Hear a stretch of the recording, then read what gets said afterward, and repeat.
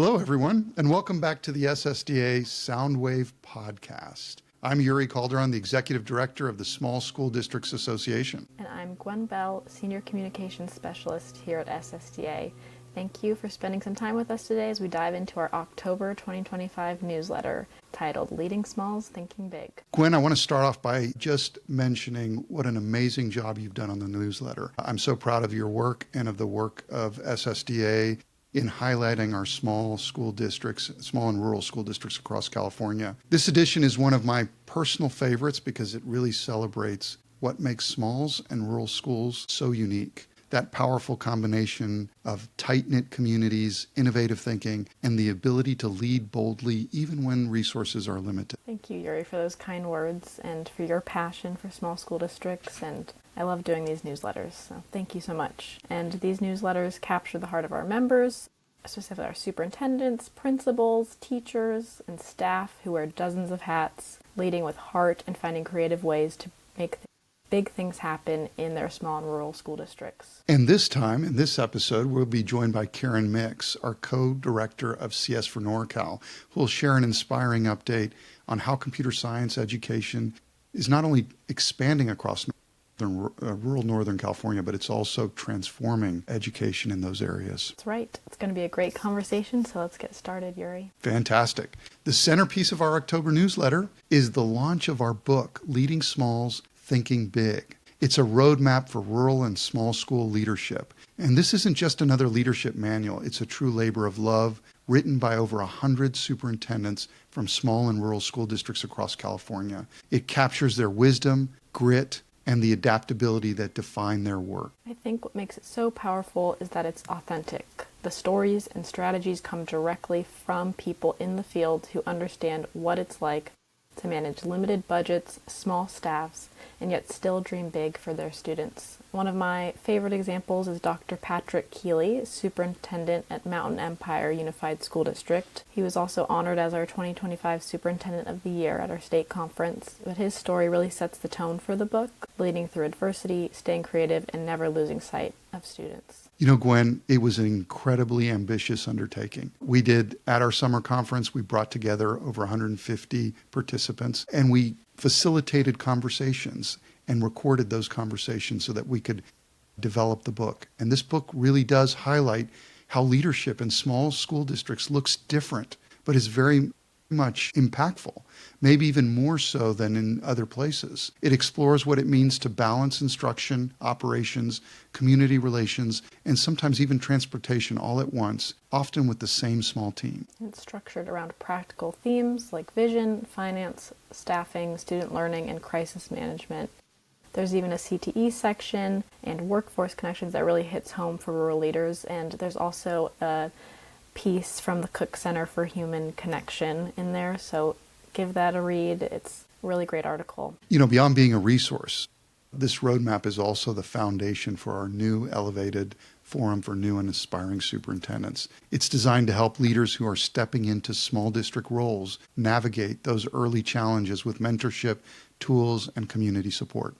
It's that combination of shared wisdom and practical guidance that makes it such a valuable tool. So if you haven't downloaded it yet, you can find the link in our October newsletter. But now we're going to shift gears and we're going to talk a little bit about advocacy because October was an incredibly active month on that front. Yes, it was. You know, I just came back this week from Washington, D.C., where we joined forces with the National Rural Education Association for a week of advocacy in Washington, D.C. We took FFA students from 9 states, and we also had small district superintendents from places like Trinity Alps, Fall River, and Modoc walking the halls of Congress to share their stories. I loved seeing the students on that trip speaking directly with legislators about what rural funding means for their programs. It really made the issue come alive. Exactly. We had FFA students. They were so articulate, so well polished, and just hearing their stories and advocating for their programs was truly amazing. You know, they were out in D.C. advocating for secure rural schools, which is now lapsed and has been lapsed for 2 years. And this program provides critical funding to districts surrounded by federal forest lands. For many of our members, that program keeps buses running and teachers in the classroom. I want to special thanks to Heather Hadwick, Assemblywoman Heather Hadwick, Cherie Beans, the Assistant Superintendent at Trinity Alps, who organized much of the trip, Jamie Green, Superintendent at Trinity Alps, Morgan Nugent, who's the Superintendent at Fall Rivers, and let's not forget our NREA Executive Director, Dr. Melissa Sadorf. This was an amazing team, 9 states representing students and student programming. That's really amazing, Yuri. So now one of my favorite parts are district spotlights, and this is one of my favorites because it reminds us just how creative and determined our small and rural districts are. Gwen, I couldn't agree with you more. Let's start with Esparto Unified in Yolo County. They received a Golden Bell Award for their outstanding community school program, which takes a whole child approach to education. That program is a great example of collaboration, as Esparto has built deep partnerships with local organizations to provide everything from mental health services and after-school programs to family workshops and community events. They have turned their district into a true hub for families, and it's paying off in student engagement and achievement. Exactly. Their model shows how smaller districts can leverage relationships and creativity to deliver comprehensive student support without needing a huge central office. We also have Anderson Valley Unified School District up in Mendocino County, which just wrapped up a $4.7 million Caltrans grant called Track to Health and Fitness. This is a truly inspiring project if you think about it. It's something as simple as building safe walking and biking routes connecting homes to schools and community parks. But what a difference that makes, because it's not just about their infrastructure. It's about student wellness, environmental sustainability, and giving students really a safe access to physical activity and learning spaces. It's the kind of project that makes communities stronger for everyone. So it's really amazing. And speaking of small but mighty, Cold Spring Elementary, my former employer in Santa Barbara County, was named the top performing district in California by EdSource and School Digger.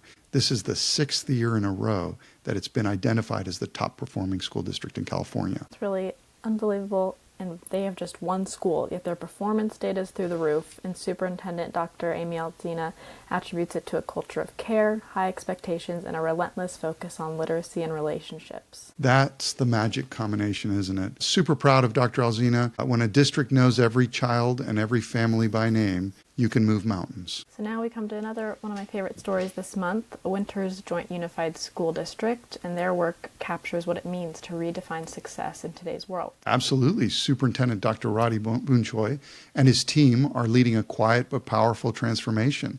They've stepped back and asked a very brave question.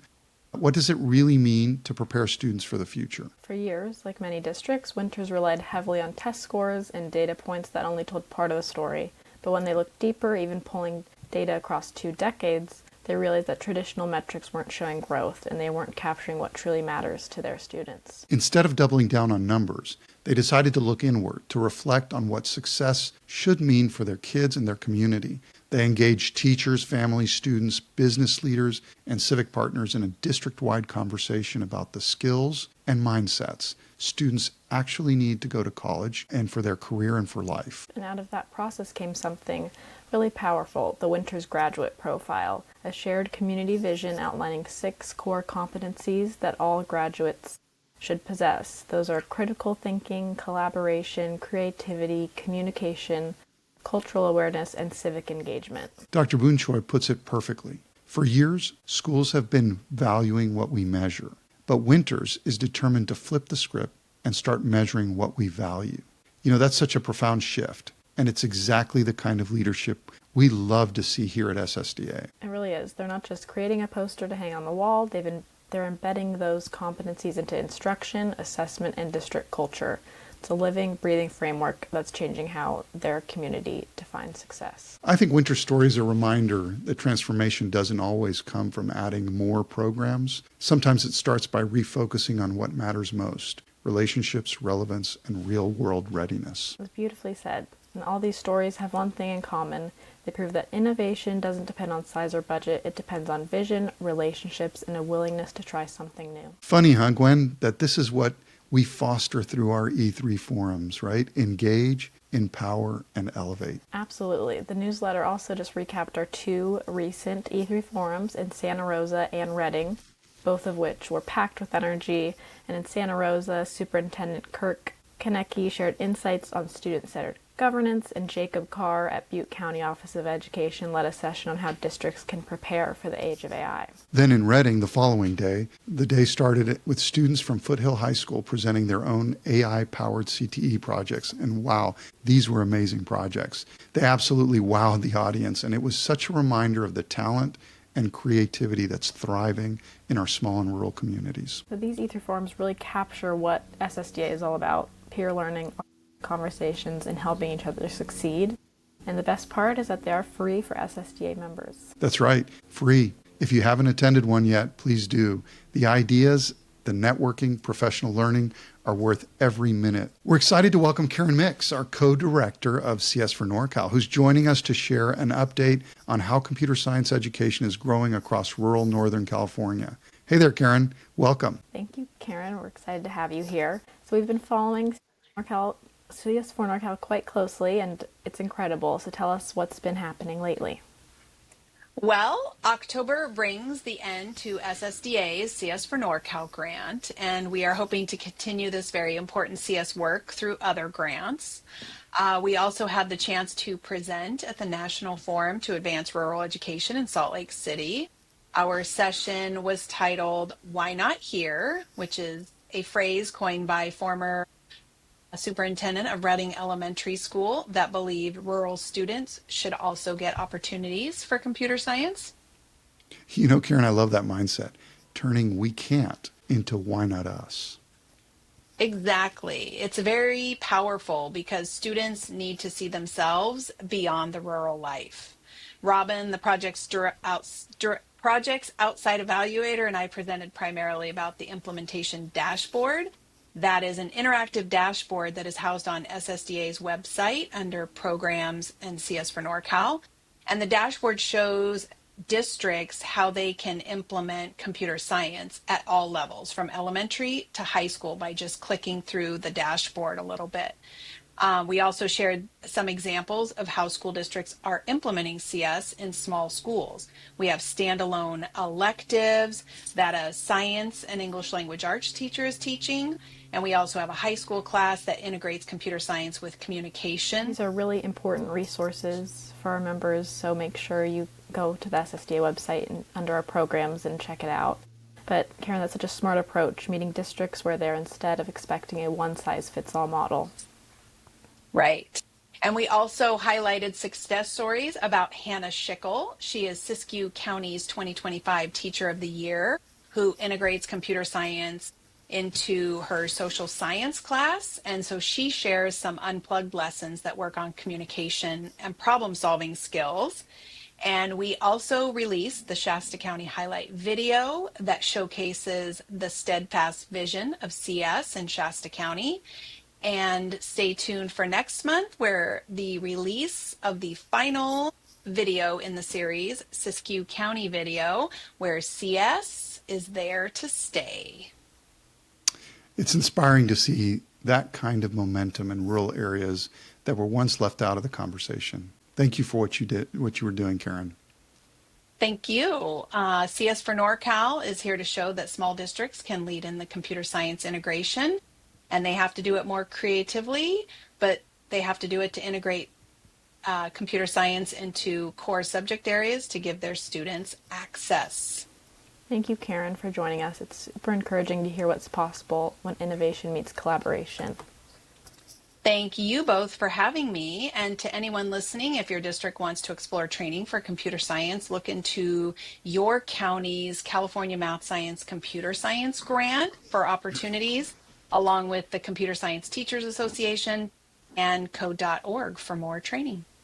Thank you, Karen. Before we wrap up, let's look ahead at what's coming for our members. That's right, Gwen. This is also a fun time for us. We've got our next E3 in Bakersfield on November 13th, followed by a program for charter schools on November 14th. So charter schools and charter authorizers. The November 13th in Bakersfield is focused on vision to reality facilities funding for small and rural schools. The one on the 14th is looking at the world of charter schools, both authorization, reauthorization, and oversight in a post-Senate Bill 414 veto world, where on January First, the moratorium for new charters, for new non-seat-based charters is lifted. Then in January, we're going to be in San Diego and Imperial County with sessions on the superintendent as the instructional leader. And we'll close out the season, our E3 season, in Sonora in May with a deep dive on school transformation in the age of AI. It's going to be a really great lineup, Yuri. So don't forget to register for those. Again, they're free for SSDA members. Then also, do not forget that early bird registration for our 2026 annual state conference in Sacramento is open until October 31st. And that conference is always a highlight for SSDA, bringing together leaders from every corner of the state, and it keeps growing and getting bigger. So make sure you register before it fills up. Yeah, this year we're expecting a sellout crowd. So if you are interested in attending our state conference, register early. Also, we're going to be continuing our governance series. It's a 6-part series. For those that attend and watch all 6 sessions, you will receive a certificate of compliance for your FPPC ethics training. For board members, that's a requirement of every 2 years. If you've missed the first 2 sessions, they've been recorded and they're available on our website. We also will be doing facilities planning sessions going forward. And we have a board policy program that I encourage those members interested in looking and having board policies that are unique and focused primarily for small school districts to investigate on our website. Everything you need to lead a small district and think big is right here in our October newsletter. As we wrap up, I keep coming back to the stories we shared today, whether it's Esparto Unified's community school model, Cold Springs academic excellence, or Shasta County's computer science and innovations. They all remind us of the great leadership that great leadership doesn't depend on size. Exactly. Small and rural districts may operate with fewer people and tighter budgets, but they lead with creativity, connection, and a deep understanding of their communities. That's their superpower. And SSDA's mission is to amplify that, to make sure that the voices of small and rural schools are heard at every level, from Sacramento to Washington, D.C. And if you haven't read the full October newsletter yet, you can find it online on ssda.org in our newsroom. And if your district has a story worth celebrating, send it our way. We would love to feature it in an upcoming issue. Well said, Gwen, and thank you, Karen. I'm Yuri Calderon. And I'm Gwen Bell. And on behalf of our entire SSDA team, thank you for joining us. And remember to always lead small, think big, and dream boldly for your students and your communities.